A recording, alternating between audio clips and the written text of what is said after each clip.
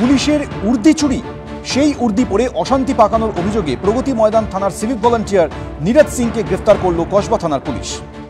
ছদ্মবেশ ধারণ এবং চুরির অভিযোগে প্রগতি ময়দান থানার একজন সিভিক ভলেন্টিয়ারকে গ্রেফতার করলো কসবা থানা। এবং পুলিশ সূত্রে যেটা জানা যাচ্ছে যে কিছুক্ষণ আগে তাকে ইম্পারসোনেশন এবং থেফট কেস অর্থাৎ ছদ্মবেশ ধারণ এবং চুরির কেসে তাকে গ্রেফতার করা হয়েছে। পুলিশ সূত্রে খবর, বৃহস্পতিবার রাতে কসবা থানায় 100 নম্বরে ফোন আসে। কনস্টেবলের উর্দি পরে এক ব্যক্তির বিরুদ্ধে গন্ডগোল পাকানোর অভিযোগ জানানো হয়। তড়িঘড়ি কসবা থানার পুলিশ আটক করে ওই ব্যক্তিকে। জিজ্ঞাসাবাদে জানা যায় অভিযুক্ত নীরজ প্রগতি ময়দান থানার সিভিক ভলান্টিয়ার। থানা থেকে উর্দি চুরি ও ছদ্মবেশ ধারণ করে অশান্তি পাকানোর অভিযোগে গ্রেফতার করা হয় তাকে। অভিযুক্তের বিরুদ্ধে আগেও একাধিক অভিযোগ রয়েছে বলে পুলিশ সূত্রে খবর। বিভাগীয় তদন্তের আশ্বাসও দেওয়া হয়েছে লালবাজারের তরফে। সুকান্ত মুখোপাধ্যায়, এবিপি আনন্দ। এভারেস্টের শিখর ছোঁয়ার স্বপ্নে বুঁদ ছিলেন কলকাতা পুলিশের কনস্টেবল লক্ষ্মীকান্ত মণ্ডল। এবার সেই স্বপ্ন ছুঁয়ে ফিরলেন কলকাতার পুলিশ কমিশনারের নিরাপত্তারক্ষী লক্ষ্মীকান্ত। খুব ভালো লাগছে আর স্বপ্ন পূরণ হয়েছে, আর এর সাথে সাথে খুব কৃতজ্ঞতাও বোধ করছি আমার স্যার, যিনি আমাকে এই জায়গায় নিয়ে এসছেন। তো আর্থিক সহায়তা করেছে Kolkata police family welfare committee, আমার ম্যাডাম, তো ওনার জন্য বিশেষ কৃতজ্ঞ।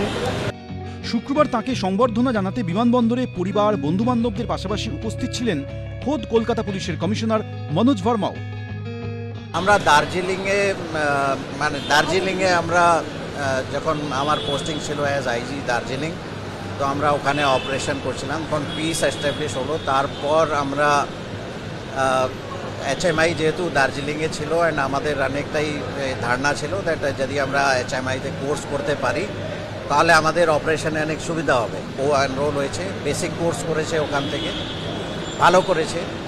তারপরে অ্যাডভান্স কোর্সের জন্য ওকে আমরা পাঠালাম সিকিমে, ওখানে খুব ভালো করেছে।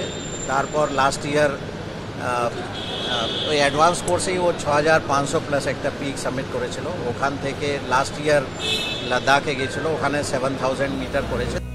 লক্ষ্মীকান্ত মণ্ডলের বাড়ি পূর্ব মেদিনীপুরের তমলুকে। কলকাতার পুলিশ কমিশনারের দেহরক্ষী হিসেবে নিযুক্ত তিনি। এপ্রিল মাসে এভারেস্ট জয়ের অভিযানে বেরিয়েছিলেন।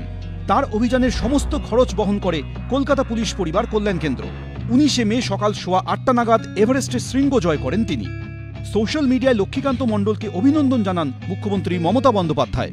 শুক্রবার বাড়ি ফেরার পরেও কলকাতা পুলিশের সোশ্যাল মিডিয়া পেজে লক্ষ্মীকান্ত মণ্ডলকে অভিনন্দন জানানো হয়। তবে এভারেস্টেই থেমে থাকতে চান না লক্ষ্মীকান্ত। রুমা পালের রিপোর্ট, এবিপি আনন্দ, কলকাতা।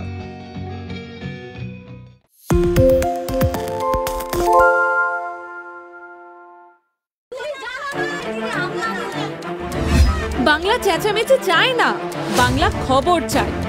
বাংলা খবর, বাংলার খবর।